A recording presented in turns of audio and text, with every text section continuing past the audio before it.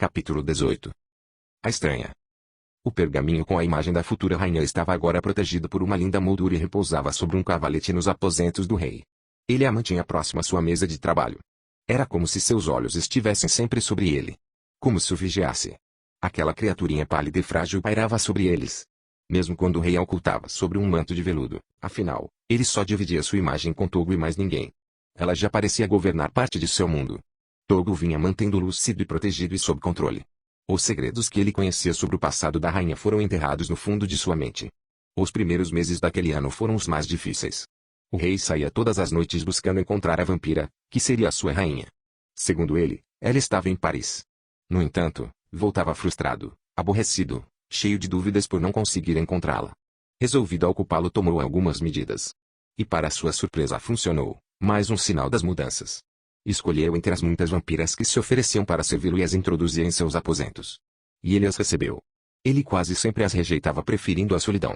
Aceitá-las, aquilo sim, era novo. As escolhidas sabiam que não deviam pretender mais do que aquela noite.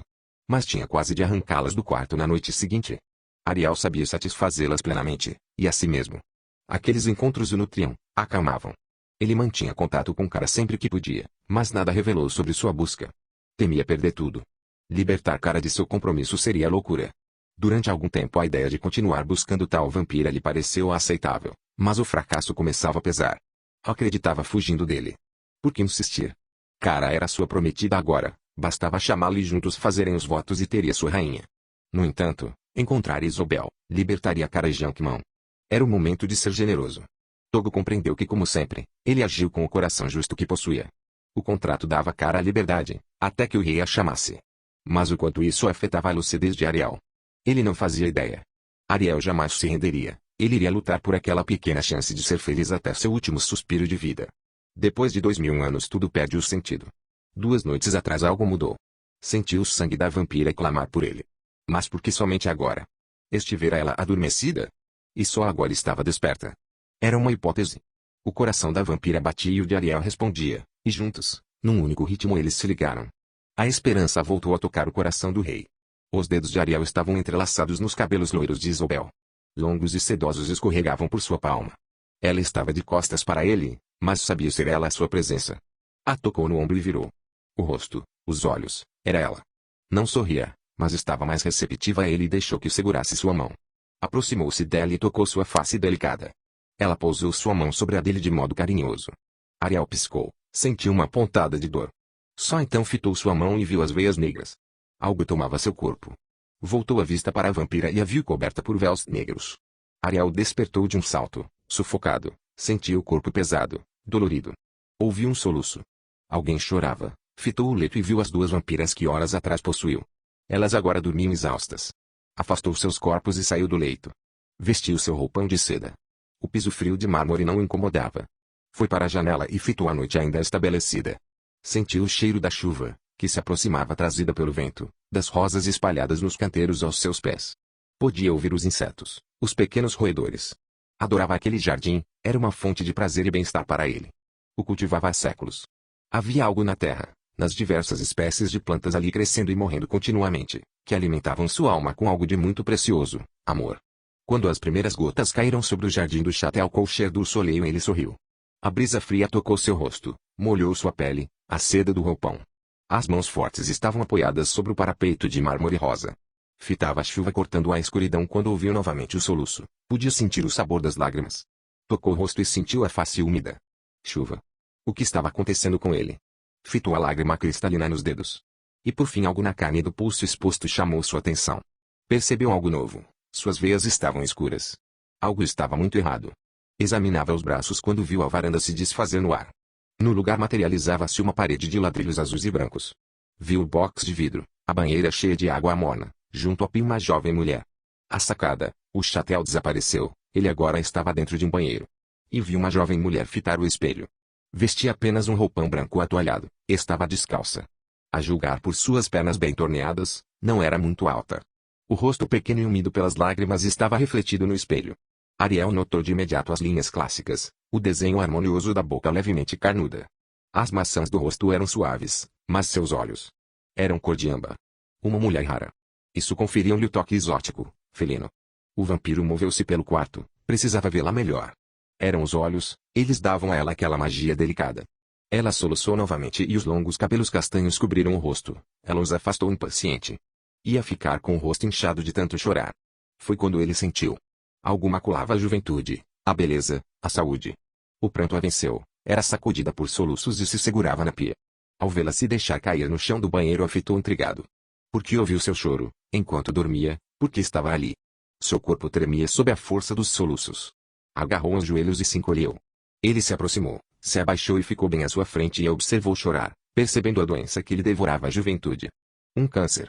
Era possível perceber que tentava recuperar o autocontrole, secando o rosto com as costas das mãos. Pareceu-lhe frágil e solitária, quase infantil.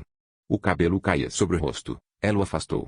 Mas o gesto a fez perceber algo. Entre os dedos haviam fios agora. Deslizou a mão sobre a cabeleira e outro chumaço veio entre seus dedos. O silêncio foi absoluto, revelador. Seu organismo estava respondendo ao tratamento de radiação. Um segundo se passou antes que ela se erguesse do chão. Ariel se assustou e caiu de bunda no chão. Ela revirou as gavetas do pequeno móvel sob a pia. Quando achou, parou, fitou o rosto inchado e triste no espelho, a tesoura. Porém quando a ergueu pronta a cortar a mecha que o segurava na mão esquerda foi impedida. Não faça isso. A voz de Ariel a fez parar e olhar para o lado. Seus olhares se encontraram. Ela o ouviu e viu. Como era possível? Sua reação foi de medo. Recuou trêmula e segurou a tesoura agora como arma de defesa. No olhar muita tristeza, dor, medo, certamente, mas nenhum traço de rendição. Ela lutaria até o fim se fosse preciso. O coração de Ariel se contraiu. Sabia que o seu corpo estava no chão, diante da janela aberta e indefeso. Mas por algum motivo sua consciência havia se transportado para dentro da vida daquela desconhecida. Não sabia ao certo como, nem o porquê. O que importava agora era não deixar que ela destruísse a cabeleira castanha e sedosa. Ela o estudou e dentro de suas conclusões supôs que fosse um fantasma, pois virou o rosto de modo decidido, como se ele não fosse nada e cortou o primeiro pedaço da longa madeixa. Pare, ordenou ativo. Quem pensa que é para me dar ordens? Fantasma idiota, saia. Vá embora, ela rugiu se dirigindo a ele. Onde morreu afinal? Num motel. Disse fitando o roupão de seda negro que era a única roupa que ele usava. Ariel Simon se impertigou e arrumou o roupão de seda sobre o corpo. E quando falou foi como o rei que era. Eu mandei parar. Ordenou e avançou sobre ela. Cortá-los não vai mudar seu fim. Só vai roubar um pouco mais de quem é. A revelação a deteve por um átimo de segundo, o rosto magoado pela verdade. Ele se arrependeu por ter dito aquilo. Mas não estava acostumado ao convívio com mortais, que temem a morte, e a evitam, ou seus aspectos mais reais e dolorosos. Ele vivia rodeado por outros imortais como ele mesmo. Fazia muitos anos que não se dava ao trabalho de falar com um mortal. Possuía doadoras de sangue, ou matava pelas ruas sem se preocupar. A frieza lhe era familiar, normal. Os mortais têm uma tendência a serem mais indulgentes. Ela, como a grande maioria, deveria preferir as mentiras piedosas. Já mandei parar, criaturinha teimosa. Ele disse ao vê-la erguer a tesoura por mais uma vez. O tom imperioso, majestoso, a irritou muito mais do que ele poderia supor. Aborrecido demais para se conter, Ariel se colocou à sua frente. Seus olhares se encontraram novamente. Fitou o rosto úmido pelas lágrimas. As lágrimas que o acordaram, que eram tão salgadas, amargas, que o fizeram sentir sua dor. Por um instante acreditou que fosse atravessá-la como um fantasma, afinal, não estava em seus sonhos. Tinha poderes para viajar com sua mente, entrar em seus sonhos, falar-lhe mentalmente, a influenciar. Mas para isso era necessária uma ligação de sangue. Não a conhecia. Lembraria dela se a houvesse tocado, aqueles olhos eram inesquecíveis. Se houvesse provado de seu sangue poderia apenas se mostrar, falar, mas nunca a tocar. Solta-me, rugiu tentando se livrar da pressão da mão do estranho. Com um gemido mais de raiva, que de dor, a jovem mulher soltou a tesoura dentro da pia. Ele a obrigou a isso com um apertão mais forte. Não vou te machucar. Acalme-se, pequena, quero apenas saber quem é você porque estou aqui. Pouco me importa quem é você, vá embora. Não foi convidado, não é bem-vindo, disse firme com sua voz doce e irritada. Como conseguiu entrar? A casa é protegida. O vampiro deteve seus empurrões e a prendeu dentro do círculo de seus braços. Ela lutava, debatia-se e o insultava, furiosa. Mas a sua resistência de nada valia. Subitamente fraquejou e Ariel a amparou. Arfante, fraca, deixou a cabeça tombar em seu ombro. Sua saúde lhe faltou num momento que precisava lutar. Um minuto depois confuso ergueu a vista e seus olhos fitaram os de Ariel. Seus olhos verdes eram como um lago profundo. Algo neles a acalmaram e ao mesmo tempo a fizeram lembrar de alguém. Observou os cílios ruivos, a pele pálida, que estranhamente ainda resguardava algumas sardas. Os lábios eram cheios. O rosto uma composição perfeita de linhas que desenhavam queixo, Maçãs do rosto, testa larga e harmoniosa. Os cabelos cacheados caíam sobre os ombros, sobre as orelhas em desalinho. Mas por que arrumá-los? Estavam perfeitos. Sua observação não estava passando em brancas nuvens. O rei deixou a jovem fitá-lo, afinal, aquilo o acalmou, pareceu na verdade quase hipnotizá-la. Uma ave encantada pela serpente. Sequer sabia que também era avaliada, ele viu a cor de suas pupilas suavizar-se. E ficaram muito parecidas com a cor das madeixas, que ela tentava destruir. A boca pequena, apesar dos lábios estarem pálidos, pareciam mácios e convidativos. Era linda demais e apesar dos remédios, ela cheirava muito bem. Um aroma peculiar, algo doce e suave. Não conseguiu identificar se era fruta ou flor. Mantinha as mãos dela presas atrás de seu corpo delicado, mas afrouxou o cerco, aproveitando-se daquele momento de calma. Quis empurrar uma mecha de seu cabelo que escorregava pela testa e sorriu levemente ao vê-la deslizar a língua sobre os lábios secos. Com as mãos livres ela segurou-se nos seus ombros temendo cair. Foi instintivo. Ariel reagiu de imediato ao seu toque. Bem ali, na linha da cintura. Sem que pudesse se conter, as pontas dos seus caninos apareceram entre os lábios. Não foi grande coisa, pois ele tentou se deter. Tarde demais. Ela viu e sentiu o suficiente para despertar daquele transe quase hipnótico. O encanto se desfez do mesmo modo que apareceu. É você, disse como se o reconhecesse. É um vampiro. Não me toca, maldito sanguessuga, rugiu ruborizada. Ariel recuou com um gemido, virando o rosto. Os cachos cobrindo um lado da face ferida. Ela o socou, ou que? Tocou o rosto e sentiu dor. Nos dedos havia sangue, seu sangue. Aquela pequena megera o havia ferido com as unhas. Como o ousa? Sua gata selvagem, rugiu furioso com os dedos sujos de sangue. Como ousa você? Invadiu minha casa e me tocar desse jeito. Seu pervertido. Tarado, respondeu ela sem lhe dar o respeito merecido. Pervertido. Repetiu incrédulo rindo dela. Por um momento se perguntou se não havia sido tocada daquele modo por outro homem. A resposta parecia ser não. A julgar pela face rubra, a forma que o agrediu.